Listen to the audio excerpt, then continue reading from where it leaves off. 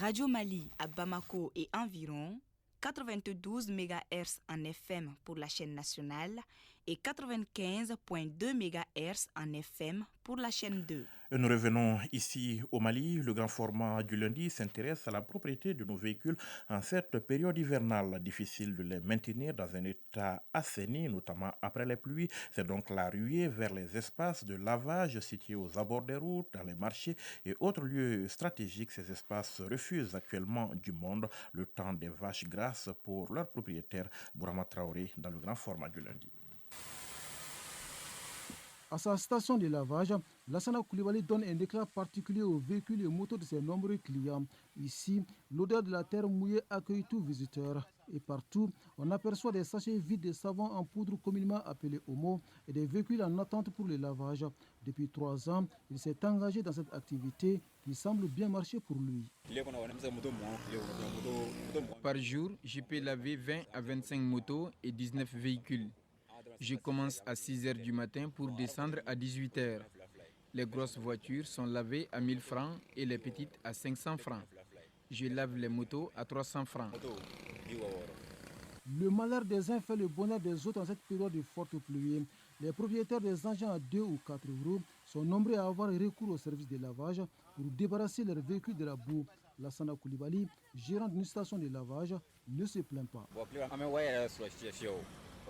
Par jour, je gagne au minimum 15 000 francs CFA. Pendant ces 3 années, je me suis marié grâce à cette activité et j'ai pu également aider mon jeune frère à se marier. J'ai pu aussi acheter une nouvelle moto pour la famille. Aujourd'hui, les stations de lavage fleurissent presque partout à Bamako. De nombreux jeunes s'adonnent à ce métier afin de quitter le cercle du chômage. Les abords des routes de la capitale sont donc jalonnés de ces espaces aménagés pour un bain d'auto-moto. Amadou Sako évolue dans le domaine depuis 4 ans. Auparavant, nous lavions beaucoup de véhicules par jour. Mais compte tenu de la situation actuelle du pays, nous ne lavons que 5 véhicules par jour. Et la recette journalière varie entre 3 000 et 5 000 francs CFA par jour.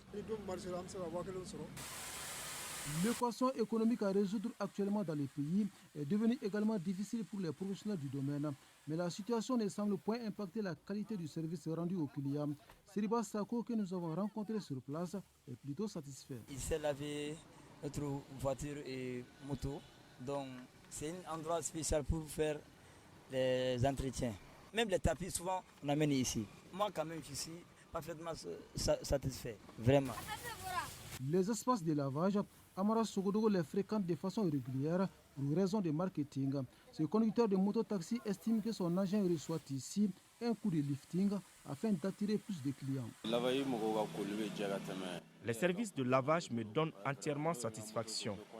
Je lave ma moto à 500 francs et je trouve ce prix abordable puisque l'essentiel pour moi, c'est d'être satisfait. Mama Bazoum, propriétaire d'un véhicule, dit recourir au service de lavage au moins 2 fois par semaine. Ce client reconnaît l'importance du métier, surtout en cette période d'hivernage. Difficile de circuler dans les rues de Bamako, tellement elles sont dégradées et mal assainies. Il faut régulièrement laver son véhicule. Je trouve le prix abordable, puisque les services de lavage dépensent beaucoup dans l'achat du savon et le règlement des factures d'eau.